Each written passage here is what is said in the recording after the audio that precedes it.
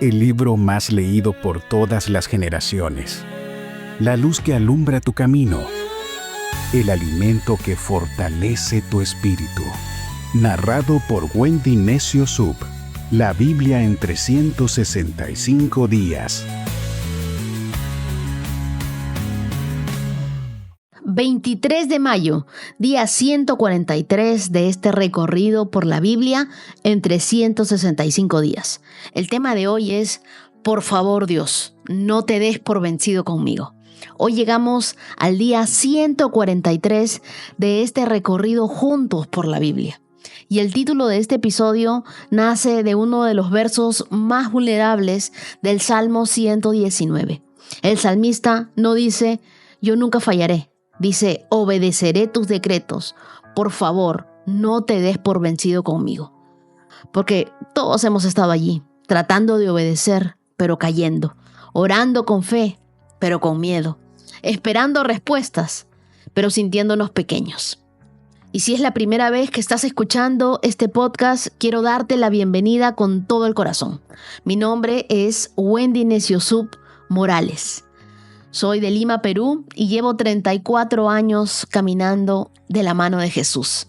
Este podcast es parte de un hermoso compromiso que asumimos juntos de leer toda la Biblia en 365 días, día a día, con la guía del Espíritu Santo.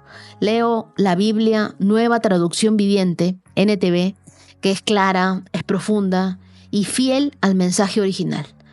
Y quizá me has visto en redes sociales con una Biblia que tiene dibujos, espacios para escribir, colores. Esa es la Biblia Inspira, que también está en versión NTV. Es perfecta para quienes quieren conectar con Dios de una forma visual y también creativa y cercana. Además, soy autora de 2 libros. 365 con Dios, que es un devocional digital para cada día del año, y 40 días de amistad con Dios, que es un libro impreso dedicado netamente para fortalecer tu relación con Dios. Ambos los pueden encontrar en Amazon. Y si desean adquirirlos o hacerme alguna pregunta, solamente escríbanme a mi correo personal que es wen.neciosub@gmail.com. Nuestras lecturas para el día de hoy las encontramos en 2 de Samuel, capítulo 2, verso 12, hasta el capítulo 3, verso 39. Juan, capítulo 13, versos del 1 al 30. Salmos 119, versos del 1 al 16. Y Proverbios, capítulo 15, versos del 29 al 30. Antes de comenzar, quiero compartir contigo unos cuantos testimonios que llegaron a mi corazón. Hola Wendy, ¿cómo estás? Mi nombre es Angélica, te hablo de Costa Rica. En enero de este año te escribí exponiéndote una situación por la cual estaba pasando, una situación financiera muy dura, muy difícil. Te puedo decir que hasta el día de hoy Dios no me ha dejado, he sido fiel, todos los días me levanto a las 3 de la mañana y me conecto a leer la Biblia junto con 365 días y Dios ha obrado muchos milagros. Sin embargo, ayer 20 de mayo Dios hizo uno increíble y fue que estaba orando por provisión para un tema en específico y llegó un dinero de la nada a mi cuenta. Eran más de $500 que yo no esperaba, que ni siquiera sabía de qué era. Luego me puse a investigar y resulta que era un dinero que estaba retenido por un tema de un ahorro que tenían en una cooperativa. Yo te mando este audio porque Dios ha sido bueno todo este tiempo, no me ha dejado, no me ha desamparado nunca. Y créeme que en abril desde abril, mayo han sido meses súper difíciles, pero Dios no me ha soltado y aunque en abril el milagro no llegó en mayo. En mayo recibí mi respuesta y pues estoy impactada, emocionada, muy feliz por lo que Dios está haciendo y por lo que va a hacer. Entonces te agradezco mucho por todo lo que haces. Gracias por esa vez orar por mí, por provisión para mí. Gracias. Oro por ti también y por todos los oyentes que están esperando un milagro. Dios lo va a hacer. Lo va a hacer en su tiempo. No sabemos cuánto tarde, pero lo va a hacer. Y hoy les cuento mi milagro. Espero que Dios haga muchos, muchos milagros en sus vidas. Los bendigo en el nombre de Jesús. Qué increíble es la provisión de Dios para sus hijos. También me escribió Jonathan, un venezolano viviendo en Chile, y me escribió para contarme cómo Dios respondió a una oración específica. Él trabaja desde casa, pero su computadora ya no funcionaba bien. Una noche le pidió a Dios algo que nunca antes se había atrevido a pedir. Le dijo, Señor, ayúdame a conseguir una Mac Mini para trabajar mejor. Al día siguiente, un ex compañero lo contactó y sin saber nada le ofreció ayudarlo con el dinero exacto para comprarla.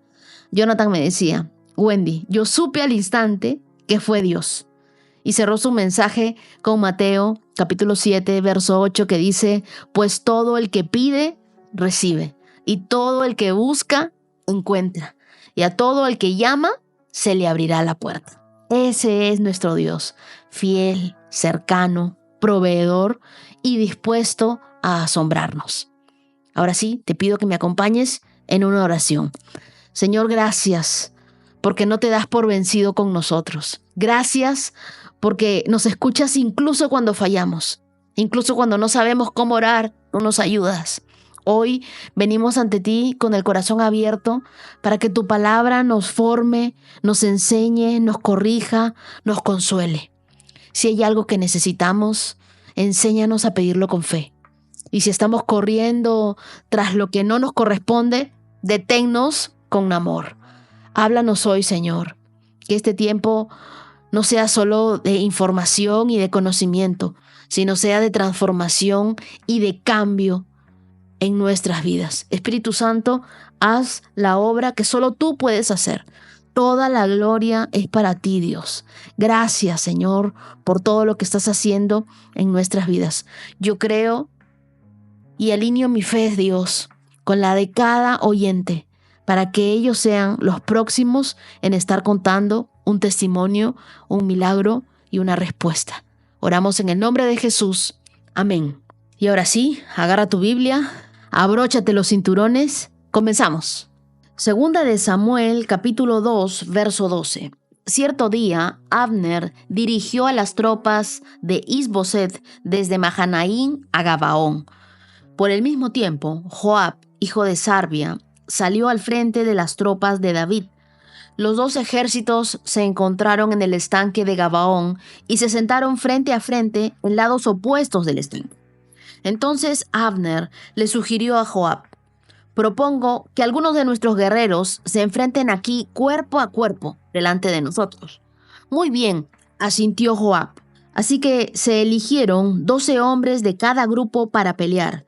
12 hombres de Benjamín que representaban a Is-Boset, hijo de Saúl, y 12 hombres representaban a David.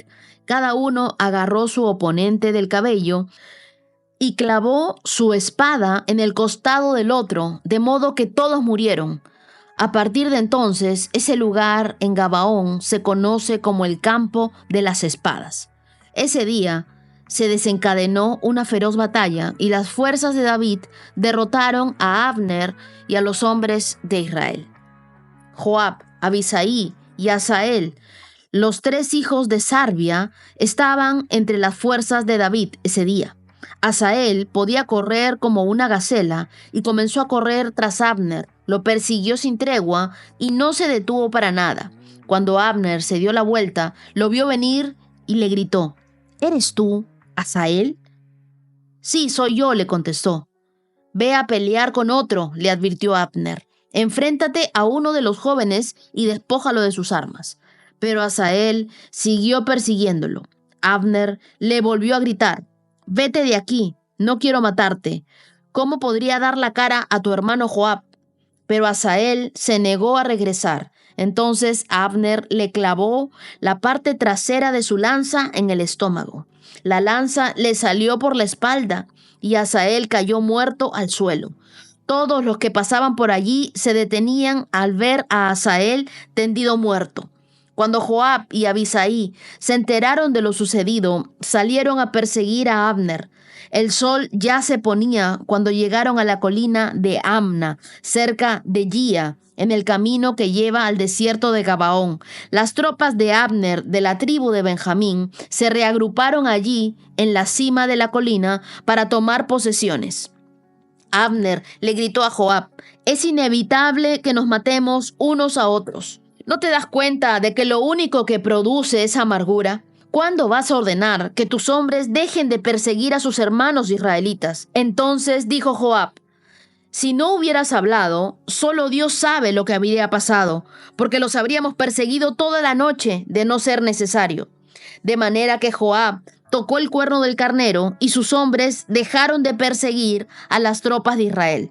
Durante toda esa noche, Abner y sus hombres retrocedieron por el valle del Jordán, cruzaron el río Jordán y viajaron toda la mañana sin detenerse hasta llegar a Mahanaim.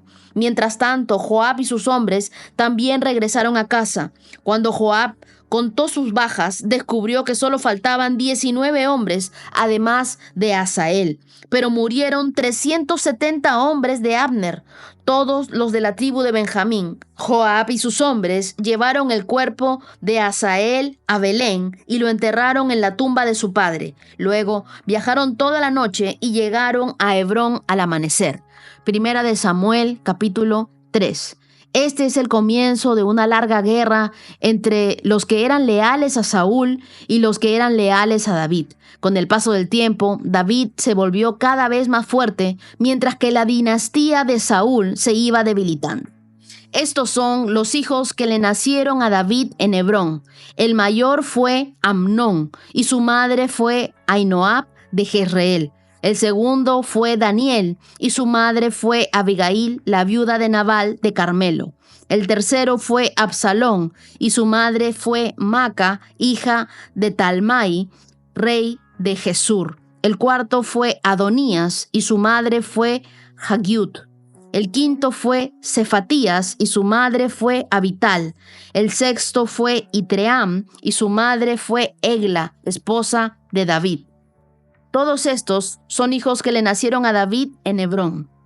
Como la guerra entre la casa de Saúl y la casa de David continuaba, Abner llegó a ser poderoso líder entre los que eran leales a Saúl. Cierto día, Isboset, hijo de Saúl, acusó a Abner de haberse acostado con una de las concubinas de su padre, una mujer llamada Rispa, hija de Ajá. Abner se puso furioso. ¿Acaso soy un perro de Judá para que me trates a patadas?, le gritó. Después de todo lo que hice por tu padre, Saúl, por su familia y por sus amigos, al no entregarlos a David, ¿es mi recompensa que me culpes por lo de esta mujer? Que Dios me castigue y aún me mate si no hago todo lo posible para ayudar a David a que consiga lo que el Señor le prometió. Voy a tomar el reino de Saúl y entregárselo a David. Voy a establecer el reino de David sobre Israel al igual que sobre Judá. Todo el reino desde Dan en el norte hasta Beerseba en el sur. Isboset no se atrevió a decir ni una sola palabra más porque tenía miedo de lo que Abner pudiera hacer. Entonces Abner envió mensajeros a decirle a David: ¿acaso no le pertenece a usted toda la tierra? Haga un pacto solemne conmigo y le ayudaré a que todo Israel se ponga de su parte. Muy bien, respondió David, pero no negociaré contigo a menos que cuando vengas me traigas a mi esposa Mical, hija de Saúl. Además, David envió este mensaje a Isboset, hijo de Saúl: devuélveme a mi esposa Mical, pues la compré con la vida de 100 filisteos. Entonces Isboset quitó a Mical de su marido Palti, hijo de Lais. Palti la siguió hasta Baruim, llorando todo el camino, y por eso Abner le dijo: regresa a tu casa. Así que Palti volvió a casa. Mientras tanto, Abner había consultado con los ancianos de Israel y les dijo: desde hace tiempo ustedes han querido hacer a David su rey. Ahora es el momento, pues el Señor ha dicho: yo he elegido a David para que salve a mi pueblo de Israel de mano de los filisteos y de sus demás enemigos. Abner también habló con los hombres de Benjamín. Después se fue a Hebrón para decirle a David que todo el pueblo de Israel y de Benjamín aceptaban apoyarlo. Cuando Abner y 20 de sus hombres llegaron a Hebrón, David los recibió con un gran banquete.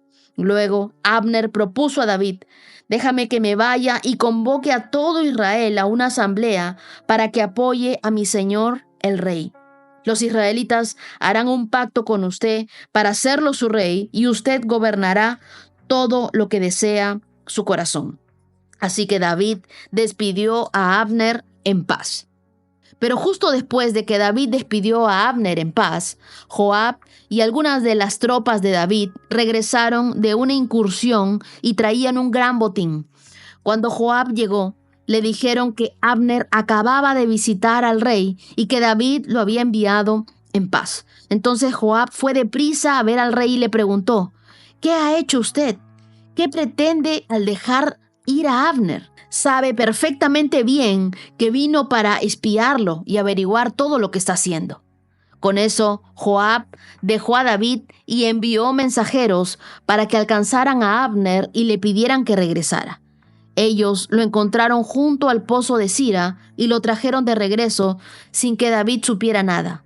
Cuando Abner llegó de nuevo a Hebrón, Joab lo llevó aparte, a las puertas de la ciudad, como si fuera a hablar en privado con él, pero lo apuñaló en el estómago y lo mató en venganza por la muerte de su hermano Asael.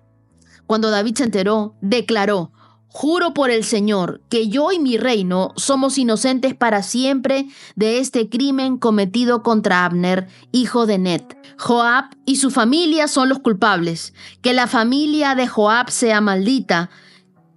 Que nunca falte un hombre de cada generación que padezca de llagas o de lepra, o que camine con muletas, o que muera a espada, o que mendigue comida. Joab y su hermano Abisai mataron a Abner, porque éste había matado a su hermano Asael en la batalla de Gabaón. Entonces David les dijo a los de Joab y a todos los que estaban con él: rásguense la ropa, pónganse tela áspera y hagan duelo por Abner. El rey David en persona caminó detrás del cortejo fúnebre hasta la tumba. Así que enterraron a Abner en Hebrón, y el rey y todo el pueblo lloraron junto a la tumba. Luego el rey cantó este canto fúnebre por Abner: ¿acaso tenía que morir Abner como mueren los necios? Tus manos no estaban atadas, tus pies no estaban encadenados. No, fuiste asesinado, víctima de un complot perverso. Entonces todo el pueblo lloró nuevamente por Abner. David rehusó comer el día del funeral y todos le suplicaban que comiera, pero David había hecho el siguiente juramento: que Dios me castigue y aún me mate si como algo antes de que se ponga el sol. Esto agradó mucho a los israelitas. De hecho, todo lo que el rey hacía les agradaba. Así que todos en Judá y en Israel comprendieron que David no era responsable de la muerte de Abner. Después, el rey David les dijo a sus oficiales: ¿no se dan cuenta de que hoy un gran comandante ha caído en Israel? Y aunque soy el rey ungido, estos dos hijos de Sarbia, Joab y Abisai, son demasiado fuertes para que yo los controle. Por eso, que el Señor les dé a estos hombres malignos su paga por sus malas acciones. David ya había sido rey ungido de Judá, pero el resto de Israel seguía bajo el liderazgo de Isboset, el hijo de Saúl, y estaba sostenido por el general Abner. Este capítulo narra una guerra civil prolongada entre la casa de Saúl y la casa de David. Y no era solo político, sino era profundamente espiritual, porque representaba la tensión entre lo que fue establecido por los hombres y lo que fue ungido por Dios. Comienza con un duelo militar que termina en masacre y luego se transforma en una serie de traiciones, alianzas rotas, muertes innecesarias. Sin embargo, el carácter de David brilla con fuerza frente a la manipulación de otros. Segunda de Samuel, capítulo 2, versos del 12 al 32. Todo comenzó como una competencia, pero termina en tragedia. La escena se abre en Gabaón. 12 hombres de cada lado se enfrentan jugando a la guerra, pero rápidamente el juego se convierte en un baño de sangre. Esael, hermano de Joab, persigue obstinadamente a Abner y termina muerto. Luego, Joab se obsesiona con vengar la muerte de su hermano. Esael representa la ambición sin dirección, porque él corría rápido, pero no sabía cuándo detenerse. Abner lo mata, advirtiéndole que se aparte, pero él insiste. Muchos de nosotros corremos tras lo que no nos pertenece y terminamos heridos o destruidos. Yo te pregunto, ¿tú estás corriendo tras algo que Dios nunca te pidió perseguir? Porque no debemos confundir velocidad con dirección de Dios. Antes de insistir en algo, pregúntale al Espíritu Santo, ora a Dios y dile, ¿tú me estás guiando a esto o yo estoy tratando de arrastrarme por esto? ¿Es tu voluntad que yo insista en este asunto o ya lo dejo en tus manos? Dime, por favor, ¿qué es lo que tengo que hacer, Dios? Y luego en 1 de Samuel, capítulo 3, verso 1, vemos que la guerra entre las casas de Saúl y David duró mucho tiempo. David se hacía más y más fuerte y la Biblia nos dice que la casa de Saúl se debilitaba. Aunque Abner tenía todo el control militar, David seguía fortaleciéndose. Aquí entendemos algo. El liderazgo ungido no depende de estrategias humanas, sino de la fidelidad de Dios. Acordémonos también que David se fortalecía en Dios. Consultaba todas sus cosas a Dios. Y Abner, tras una discusión con Isboset, decide pasarse al bando de David. Pero no lo hace por convicción, sino porque estaba herido en su orgullo. La pregunta que debemos hacernos no es ¿de qué lado estoy?, sino ¿por qué estoy de ese lado? ¿Tú te estás uniendo a algo por convicción o porque te conviene?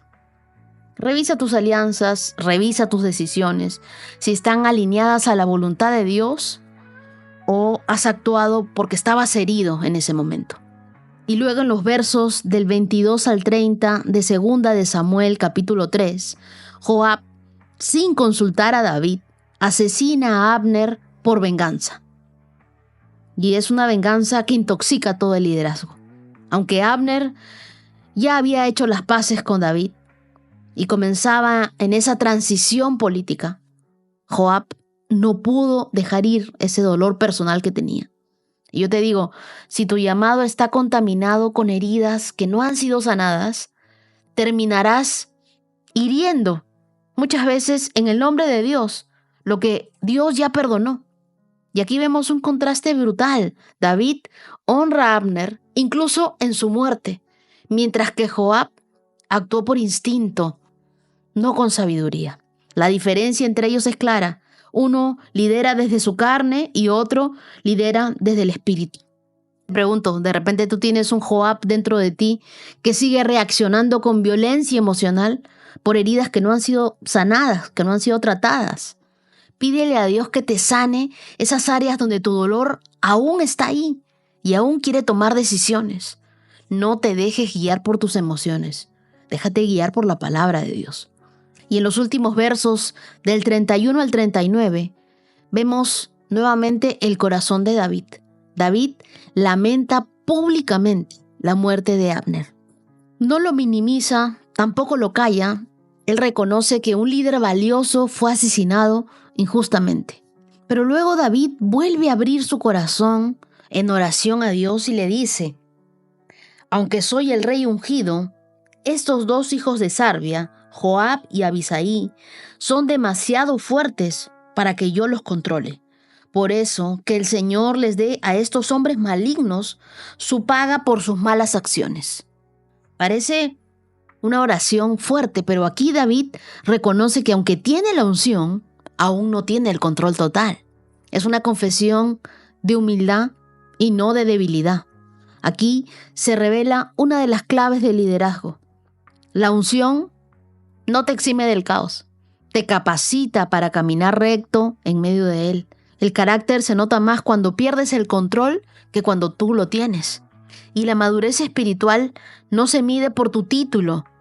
No importa si tú ya has sido ungido rey, no importa si tú ya tienes el liderazgo, sino por tu reacción ante la injusticia. ¿Sigues siendo fiel incluso cuando no puedes controlar todo?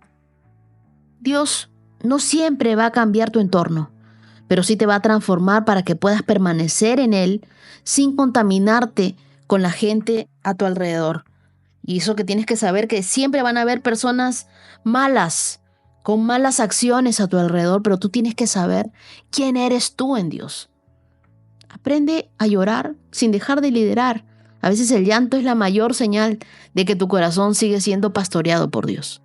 Ora conmigo y digámosle a Dios: Dios, enséñanos a discernir entre lo que parece guerra y lo que parece ego disfrazado. Que no corramos tras aquello que no nos pertenece, ni levantemos, ni construyamos, ni decidamos algo a través de una herida. Haznos como David, fieles, sensibles, rendidos a tu voz. Quita de nosotros toda ambición que intoxique nuestro llamado. Danos sabiduría para esperar, fuerzas para no vengarnos. Ayúdanos a vivir con integridad. Oramos en el nombre de Jesús. Amén. Juan, capítulo 13. Antes de la celebración de la Pascua, Jesús sabía que había llegado su momento de dejar este mundo y regresar a su Padre. Había amado a sus discípulos durante el ministerio que realizó en la tierra y ahora los amó hasta el final. Era la hora de cenar y el diablo ya había incitado a Judas, hijo de Simón Iscariote, para que traicionara a Jesús. Jesús sabía que el Padre le había dado autoridad sobre todas las cosas y que había venido de Dios y regresaría a Dios. Así que se levantó de la mesa, se quitó el manto, se ató una toalla a la cintura y echó agua en un recipiente. Luego comenzó a lavarle los pies a los discípulos y a secárselos con la toalla que tenía en la cintura. Cuando se acercó a Simón Pedro, éste le dijo: «Señor, ¿tú me vas a lavar los pies a mí?». Jesús contestó: «Ahora no entiendes lo que hago, pero algún día lo entenderás». «No», protestó Pedro, «jamás me lavarás los pies». «Si no te lavo», respondió Jesús, «no vas a pertenecerme». «Entonces, lávame también las manos y la cabeza, Señor, no solo los pies», exclamó Simón Pedro. Jesús respondió: «Una persona que se ha bañado bien no necesita lavarse más que los pies para estar completamente limpia. Y ustedes, discípulos, están limpios, aunque no todos». Pues Jesús sabía quién lo iba a traicionar. A eso se refería cuando dijo: «No todos están limpios». Después de lavarle los pies, se puso otra vez el manto, se sentó y preguntó: «¿Entienden lo que acabo de hacer? Ustedes me llaman Maestro y Señor, y tienen razón, porque lo soy. Y dado que yo, su Señor y Maestro, les he lavado los pies, ustedes deben lavarse los pies unos a otros. Les di mi ejemplo para que lo sigan. Hagan lo mismo que yo he hecho con ustedes. Les digo la verdad, los esclavos no son superiores a su amo, ni el mensajero es más importante que quien envía el mensaje. Ahora que saben estas cosas, Dios los bendecirá por hacerlas.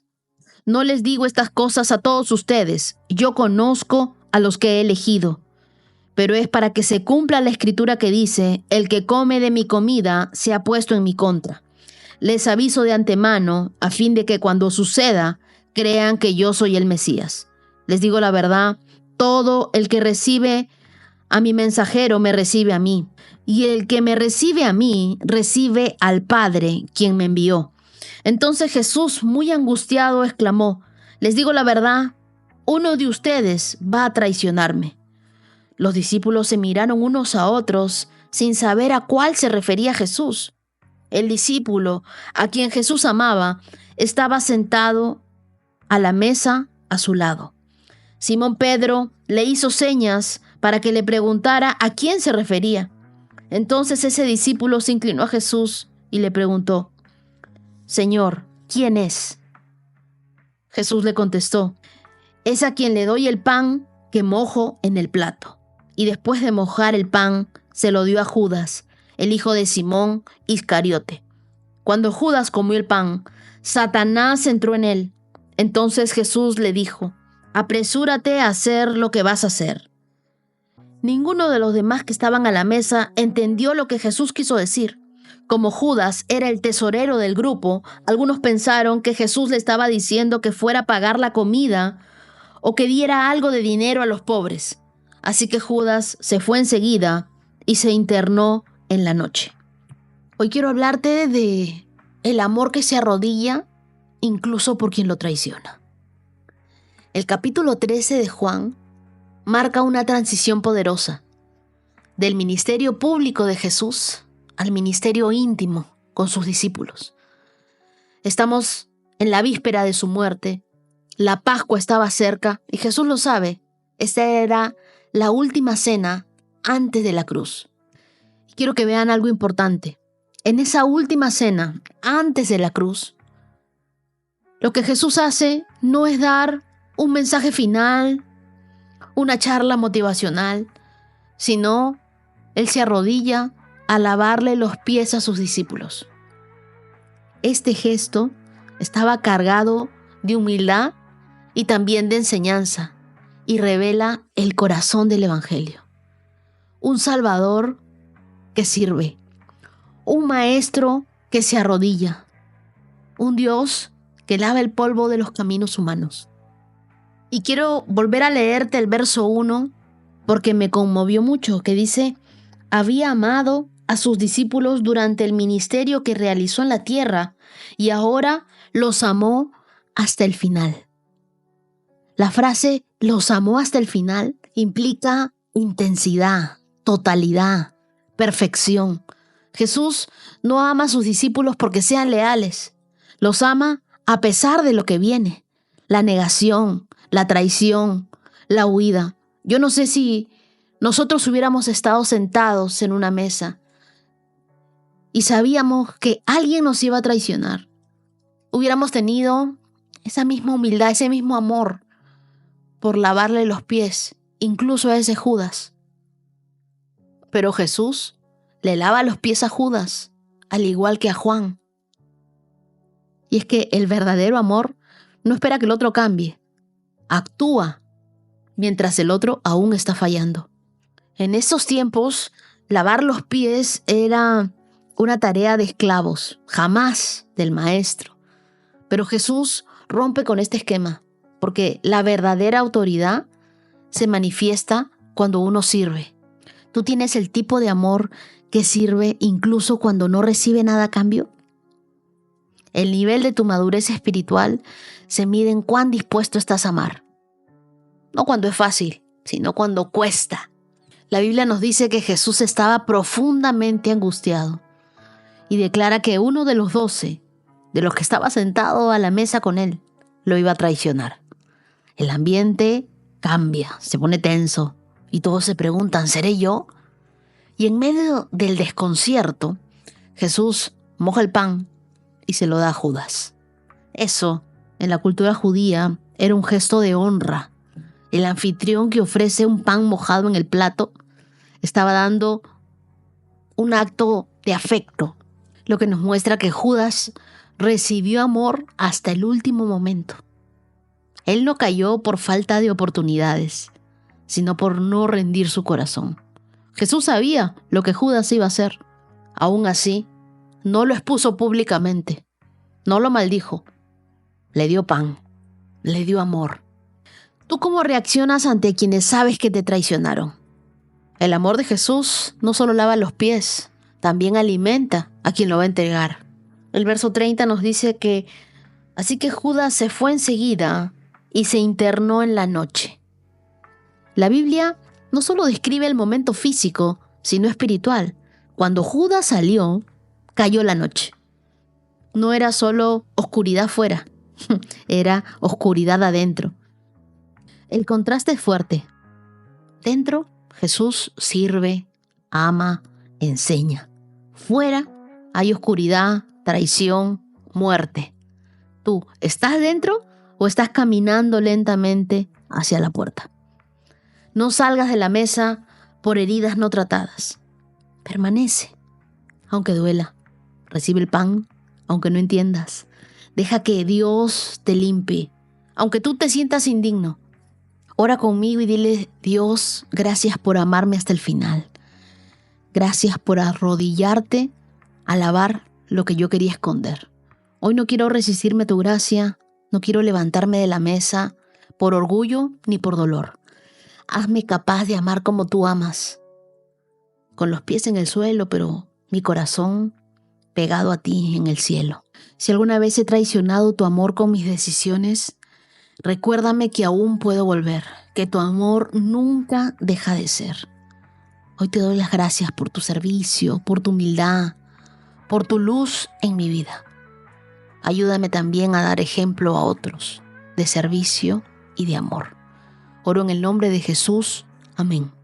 Salmo 119. Felices son los íntegros, los que siguen las enseñanzas del Señor. Felices son los que obedecen sus leyes y lo buscan con todo el corazón. No negocian con el mal y andan solo en los caminos del Señor. Nos has ordenado que cumplamos cuidadosamente tus mandamientos. Oh, cuánto deseo que mis acciones sean un vivo reflejo de tus decretos. Entonces no tendré vergüenza cuando compare mi vida con tus mandatos. A medida que aprendo tus justas ordenanzas, te daré las gracias, viviendo como debo hacerlo. Obedeceré tus decretos. Por favor, no te des por vencido conmigo. ¿Cómo puede un joven mantenerse puro obedeciendo tu palabra? Me esforcé tanto para encontrarte, no permitas que me aleje de tus mandatos. He guardado tu palabra en mi corazón para no pecar contra ti. Te alabo, oh Señor. Enséñame tus decretos. Recité en voz alta todas las ordenanzas que nos has dado. Me alegré en tus leyes tanto como en las riquezas. Estudiaré tus mandatos y reflexionaré sobre tus caminos. Me deleitaré en tus decretos y no olvidaré tu palabra. El Salmo 119 es el capítulo más extenso de toda la Biblia, pero también es uno de los más íntimos. Su autor, profundamente enamorado de la palabra de Dios, lo exalta como el camino, como la brújula y el alimento para nuestra alma. Cada sección está organizada según una letra del alfabeto hebreo. En los primeros 16 versículos encontramos un mensaje transformador. La verdadera bendición no es tener una vida perfecta, sino una vida que se aferra a la palabra de Dios, incluso cuando tropieza. Verso 1 dice: felices son los íntegros, los que siguen las enseñanzas del Señor. La plenitud no está en tener más, sino en desviarse menos. En un mundo que llama feliz al que posee mucho, el salmista dice que feliz es el que camina conforme a la palabra de Dios. Vivimos en una cultura que define felicidad como acumulación, pero el salmista redefine lo que significa ser bendecido. No es tener más, es desviarse menos del propósito de Dios. Y dice: felices los íntegros. Íntegro significa ser completo, sin doblez, sin mezcla, uno solo. Tu felicidad no está en lo que consigues, sino en la paz de saber que estás caminando con Dios. Tu mayor bendición no es lo que tienes hoy, sino lo que eres cuando caminas con Dios. Buscar a Dios con todo el corazón no es una emoción pasajera. Eso es algo que muchos no entienden. Porque estamos tan felices celebrando cada día, cada logro. Es cada día cerca de Dios. Es una felicidad que muy pocos comprenden, pero es una decisión constante que se revela en pequeñas obediencias diarias. Verso 2 dice: felices son los que obedecen sus leyes y lo buscan, así como nosotros, con todo el corazón. No negocian con el mal y andan solo en los caminos del Señor. Si la Biblia dice que no negociamos con el mal, esta es una integridad visible. No significa que somos perfectos, para nada, sino que tenemos una dirección clara: buscar a Dios con todo el corazón. ¿Tú estás buscando a Dios con el 100% o solo con el 60% de tu corazón? La integridad no se mide en lo que haces solo en público, sino en cómo vives cuando nadie te ve. Verso 4 dice: nos has ordenado que cumplamos cuidadosamente tus mandamientos. El salmista reconoce algo crucial. Seguir a Dios no es automático. Tenemos que hacerlo con esmero, cuidadosamente, tener disciplina, agregar a eso que hacemos diariamente esfuerzo, intención. Ese es el tipo de obediencia que se prepara antes del momento de la prueba. Cuando tus decisiones están alineadas con la palabra de Dios, tú puedes vivir sin ninguna vergüenza, nos dice el verso 6. Antes de reaccionar, pregúntate, ¿esta decisión honra lo que yo he leído en la palabra esta semana? Y me gustó el verso 8 y lo resalté en mi Biblia. Obedeceré tus decretos. Por favor, no te des por vencido conmigo. Y esto es prácticamente una oración. Dios, no te des por vencido conmigo. El salmista aquí reconoce que aún está aprendiendo y clama con humildad. Por favor, Dios.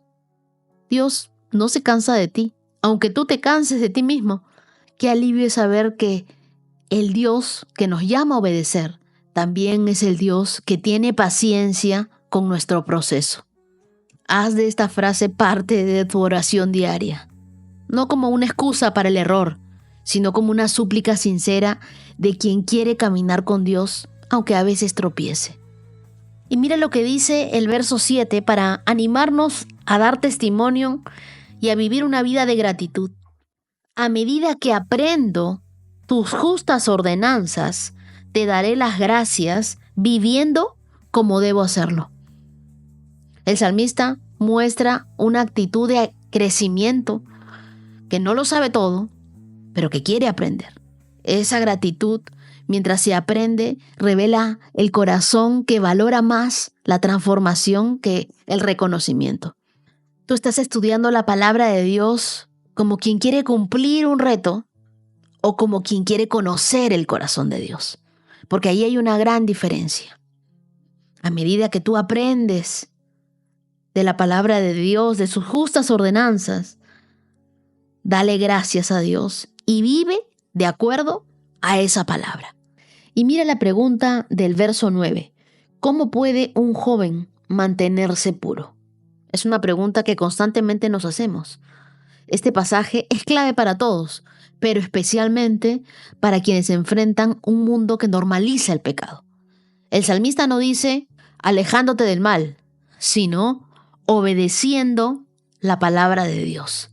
La pureza no se sostiene con fuerza de voluntad, porque se te va la fuerza de voluntad y comienzas a pecar.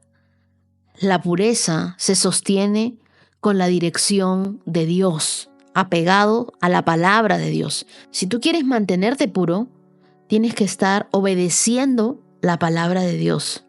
Una persona que no se alimenta de la palabra siempre tendrá hambre y buscará llenar ese vacío con impureza. Por eso es tan importante el verso 11 que dice, he guardado tu palabra en mi corazón para no pecar contra ti. Memorizar la Biblia, memorizar un versículo, estar apegados a la palabra no es un ritual, es un arma. Guárdala en tu corazón. Eso crea un sistema de defensa espiritual ante cualquier ataque.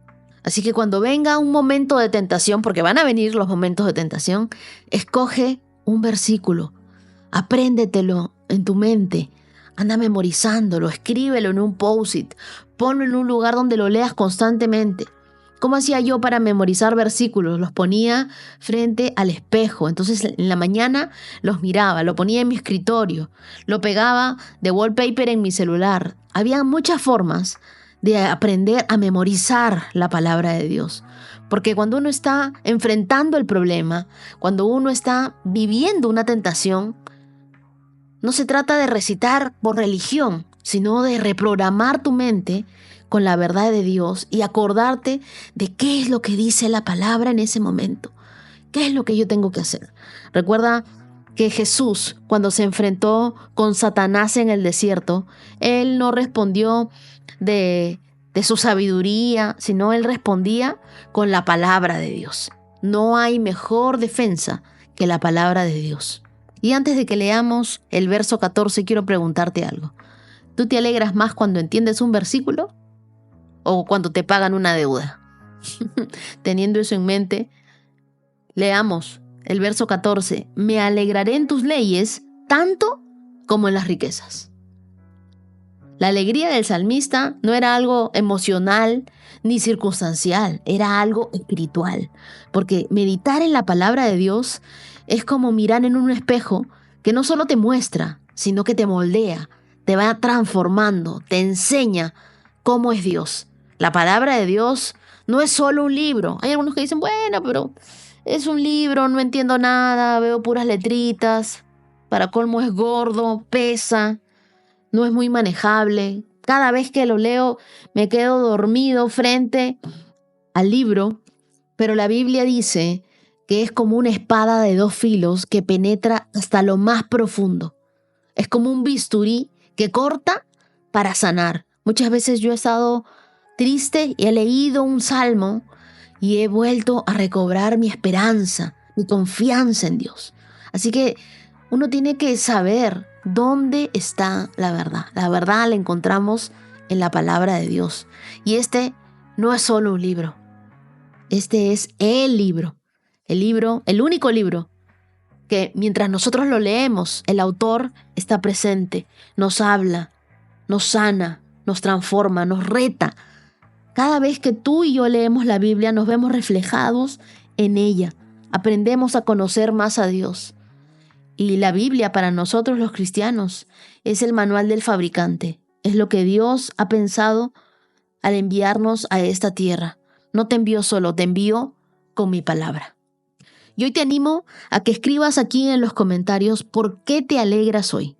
Hoy me alegro al ver lo que Dios me dijo, y escríbelo ahí. Hoy me alegro porque la palabra de Dios me ha ido cambiando. Hoy me alegro porque la ansiedad se ha ido de mi vida y hoy vivo con fe. Hoy me alegro porque Dios respondió a mi oración. Dime, ¿por qué te alegras tú hoy de que estás leyendo la Biblia? Ora conmigo y dile, Señor, hazme íntegra, no por apariencia, sino por convicción. Que mi mayor tesoro sea tu palabra, mi tiempo contigo, Dios, mi oración, no lo que el mundo me ofrece. Enséñame a buscarte con todo mi corazón y a obedecerte con esmero. Quiero grabar tus promesas en mi corazón para no caer en tentación. Ayúdame, Dios, a vivir pegado a tu palabra. Haz que la Biblia me enamore cada día, Señor, que sea mi alimento, que sea mi ruta, que sea mi guía. No quiero solo leer la palabra, quiero ser transformada por ella. Gracias, Dios, porque tú haces un milagro cada vez que yo leo mi Biblia. Oro en tu nombre. Amén. Proverbios 15:29. El Señor está lejos de los perversos, pero oye las oraciones de los justos. Una mirada alegre trae gozo al corazón. Las buenas noticias contribuyen a la buena salud. Lo primero que nos dice el proverbio en el verso 29 es que el Señor está lejos de los perversos. Y este proverbio no dice que Dios se muda de lugar, sino que la comunión con Él está rota cuando el corazón se endurece. Aquí el término perverso no solo describe a un criminal, sino a quien rechaza intencionalmente la corrección de Dios. El pecado no silencia a Dios porque Él no hable, lo silencia porque tú dejas de oír. Y cuando sientas que Dios está lejos, no mires al cielo, mira tu corazón. La distancia entre tú y Dios es de las rodillas al piso. De repente hay algo que tú estás tolerando que Dios ya te pidió entregar. Y la parte B de este mismo verso 29 dice, pero Dios escucha las oraciones de los justos. Escucha. No significa solo oír el sonido, sino responder con atención. Ese es el Dios que nosotros tenemos. Nuestro Dios no es sordo. Él escucha tu oración. Él escucha tu clamor. Él escucha tus lágrimas. La oración no mueve a Dios como si estuviera lejos. La oración nos alinea con lo que Él está haciendo cerca. Antes de orar, no empieces hablando. Comienza escuchando. Pregúntale al Espíritu Santo, ¿qué quieres enseñarme? Háblame, Dios. Y el verso 30 dice que una mirada alegre trae gozo al corazón. Una sola expresión puede levantar o hundir el ánimo de otro. La Biblia relaciona el rostro con el estado del alma. Un corazón lleno de luz inevitablemente brillará en la mirada. Maya Angelou decía que las personas pueden olvidar tus palabras, pero no olvidarán cómo las hiciste sentir. A veces una sonrisa, un mensaje de aliento es más espiritual que una misma predicación. Así que sé portador de gozo, de alegría. Esa es una gran responsabilidad. Pídele a Dios algo. Dios, que hoy cuando alguien me vea, sienta tu paz en mis ojos. Encuentre alegría en mí. Sienta que tu presencia está conmigo.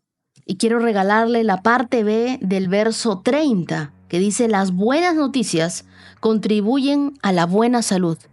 Y ustedes preguntarán ¿a quién? A toda persona que está pasando hoy por un proceso de enfermedad. Las buenas noticias contribuyen a la salud. Deja de mirar malas noticias. Deja de llenar tu vida con malas noticias. Y aprende a recibir las buenas noticias de la palabra de Dios, que van a darle fuerzas a tu cuerpo, que van a darle salud a tu vida. El proverbio conecta el gozo interior con la salud exterior. Y está comprobado científicamente que la alegría fortalece el sistema inmune. El estrés continuo te desgasta. Pero más allá de eso, una palabra de esperanza puede renovar a alguien que ya quería rendirse. Así que recuerda, la palabra de Dios no es solo una verdad eterna, también es medicina para ti. Mientras nosotros vamos leyendo la palabra, Dios va sanando nuestro cuerpo. Yo quiero creer hoy contigo que Dios está trayendo buena salud, que los tratamientos que estás recibiendo están dando resultado, que tus niveles de glucosa, de colesterol, se normalizan a donde necesitan estar. Vamos a creer que Dios nos restituye la salud cada vez que nosotros nos acercamos a su palabra. Día 143, check. Y antes de despedirme, quiero enviar con mucho cariño unos saludos muy especiales. Un abrazo fuerte de agradecimiento a Perla Tarín desde Chihuahua, México, y a Elizabeth González de Córdoba, Argentina. Gracias por caminar en este camino de fe. Recuerden la promesa de Dios para ustedes de Jeremías capítulo 29, verso 11, que dice: pues yo sé los planes que tengo para ustedes, dice el Señor. Son planes para lo bueno y no para lo malo, para darles un futuro y una esperanza. Y también celebramos la vida de quienes hoy cumplen años. Feliz cumpleaños para Andrea Vilaplana desde Bolivia. Tu vida es un instrumento, amiga, para que muchos se acerquen a Dios. Michelle y tu lindo grupo de amigas me escribieron con tanto cariño para que no me olvide de tu cumpleaños, y lo tengo muy presente porque te sigo ahí en las historias y estoy agradecida con Dios de haberte conocido. También un feliz cumpleaños para Sandra de Girón en Colombia. Feliz cumpleaños para Vanessa Vargas en Costa Rica. Feliz día para Brenda Castilla desde México. Que Dios te bendiga, Brenda. Feliz cumpleaños también para Dani Jara, que cumple 71 años en Costa Rica. Gracias por tu fe constante y le pido a Dios salud para ti. Feliz cumpleaños para Manuel Pérez. Feliz cumpleaños para Germán Restrepo, un colombiano en Panamá. Que la gracia de Dios te acompañe siempre. Feliz cumpleaños también para Nicolás Delgado en Cajica, Cundinamarca. Que el Señor multiplique tu sabiduría, Nicolás. Gracias por ser parte de esta comunidad. Feliz cumpleaños también para mi amiga Roxana Pino, una mujer de Dios, una amiga tan querida que está formando en sus hijos ese amor por la palabra de Dios. Feliz cumpleaños también para Mari Alvarado en Kansas City. No me olvidé, Mari. Aquí estoy cumpliendo contigo. Feliz cumpleaños también para Luciana Serna, que hoy cumple 10 años en Colombia. Hermosa, que Dios te sorprenda cada día con su amor. Feliz cumpleaños para Soraya Gil en Chía, Colombia. Feliz cumpleaños para Salomé Arrumbla Cano. Que Dios te sorprenda en este día. Feliz cumpleaños para Luis Antonio Cruz Esparza, que cumple 7 años y me escucha de camino a su escuela. Luis, tú eres muy especial para Dios y Él te ama como no tienes idea. Feliz cumpleaños también para Manuel Pérez Fernández, que cumple 53 años. Saludos de parte de Rosemary Velázquez desde Tulsa, Oklahoma. Feliz cumpleaños para Cés Benavides, que cumple 40 años. Una nueva temporada para ti. Eres un colombiano viviendo en California. Que Dios te bendiga. Escuche esa oración que tienes en lo profundo de tu corazón. Feliz cumpleaños para Miguel Ángel Ricaño Romero en Xalapa, Veracruz, México. Y por último, feliz cumpleaños a Bianca Briceño, que cumple 28 años. Que Dios te bendiga. Y a cada uno de ustedes, que el amor del Señor los abrace, los fortalezca, los llene de propósito en este nuevo año de vida. Y a todos los demás de esta querida comunidad, gracias por estar aquí. Nos vemos mañana. Bendiciones. 365 con Dios, con Wendy Necio Sub.